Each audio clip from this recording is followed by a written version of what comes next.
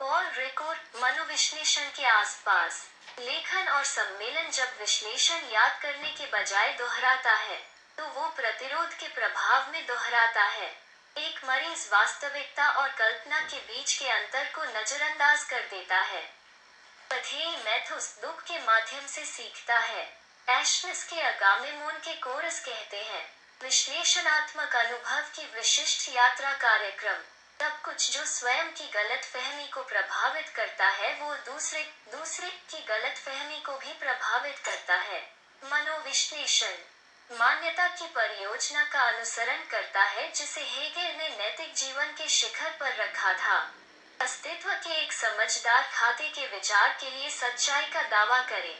विश्लेषक अपने रोगी को उस व्याख्या को स्वीकार करने का सुझाव देता है जो सिद्धांत की पुष्टि करती है। सुझाव का संदेह शोक की घटना हमें मनोविश्लेषण के केंद्र में वापस लाती है। वो कल्पना को उस प्रतिमान के रूप में पहचानती है जो उसके लिए मानसिक वास्तविकता का गठन करती है। आमतौर पर कई दमित यादें बाद में केवल आघात बन जाती हैं। यह स्मृति का काम है जो अस्तित्व की कथा संरचना में शामिल है।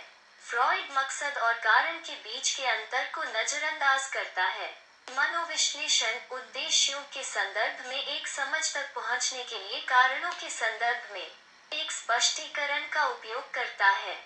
आत्म समझ को स्वयं के त्याग से गुजरना चाहिए। अर्थ पर हावी होने के दावे का त्याग। अपने स्वयं के अर्थ का विनियोग सबसे पहले स्वयं का विनियोग है। विश्लेषणात्मक स्थिति एक भाषण संबंध है। इच्छा बोलने को विवश है।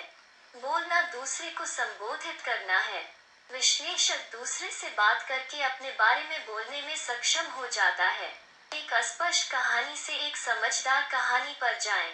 विश्लेषण पीड़ित है, लक्षणों, व्यवहारों, विचारों से परेशान है जिसका उसके लिए कोई अर्थ नहीं है। नार्सिसिस्ट एक घाव जीवन का हिस्सा है। जीवन की चुनौती स्वायत्तता नहीं बल्कि दयालुता है। स्वयं का संविधान और दूसरों के साथ संबंध। मनुष्य का सामना करना एक बेतुकी आज्ञा है। अपने पड़ोसी से अपने समान प्रेम करो, एक असंभव आवश्यकता है। अपने शत्रुओं से प्रेम करो। मनुष्य यह प्रेम का प्यासा नहीं है। फ्रॉइड वो है जिसने पता लगाया कि जुनूनी समारोह का एक अर्थ है। स्पिनोजा कल्पना को ज्ञान का भ्रामक विमान, केंद्रीय समस्या कहते हैं। कल्पना एक भ्रम पक्ष और एक सृजन पक्ष। मनुष्य एक ऐसा प्राणी है जो स्वयं की व्याख्या करके स्वयं को समझता है। फ्रॉइड संकीर्णता की निंदा करता है जो सभी सत्य का प्रतिरोध है। कोपरनिकन खगोल विज्ञान का प्रतिरोध जो हमें सिखाता है कि हमारी पृथ्वी दुनिया का केंद्र नहीं है।